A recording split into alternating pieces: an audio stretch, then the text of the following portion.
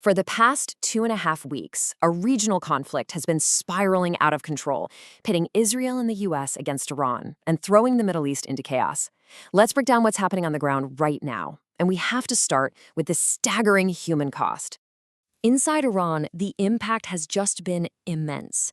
Since the strikes began, more than 3 million people have been forced from their homes. That's a massive, sudden upheaval for so many families. And this isn't just contained within Iran's borders. The conflict has absolutely spilled over, with devastating consequences. You can see it clearly in Lebanon, where now over 1 million people have also had to flee their homes. So why Lebanon? Well, the country got dragged into this fight after Hezbollah, the Iran-backed militant and political group, attacked Israel. And now Lebanon has become the most intense, most active front in this widening war.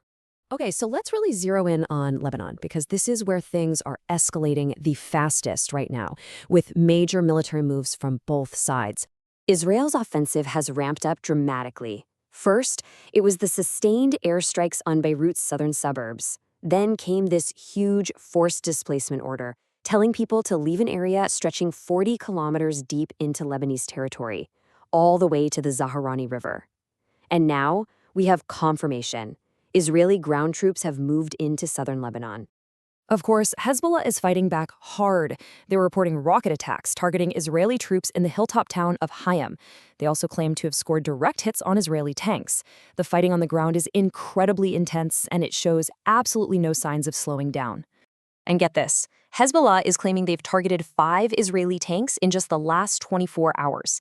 That really signals a major escalation in their operations as Israel's ground assault gets bigger.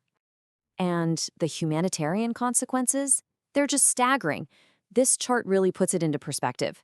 The number of displaced people has now shot past 1 million.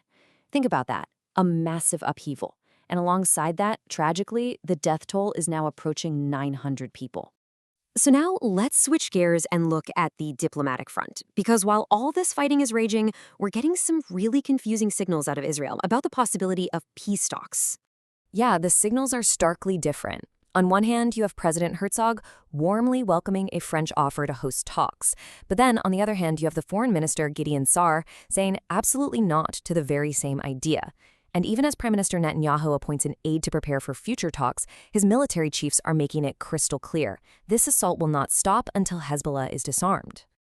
So here's the crucial takeaway from all that.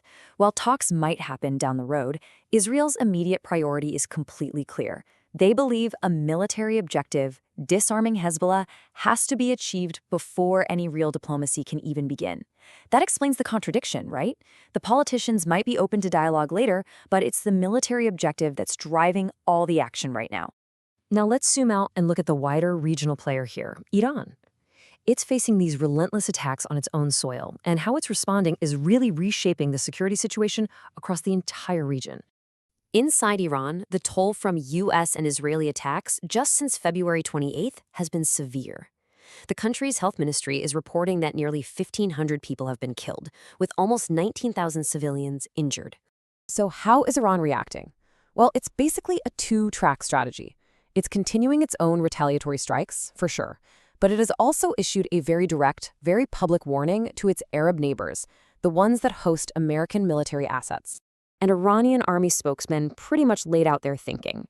He said, look, attacks are being launched from bases in your countries, and we feel we have no choice but to respond directly to those threats. And here is the warning that followed, and it's an unmistakable one. Iran is telling people in those neighboring countries to stay away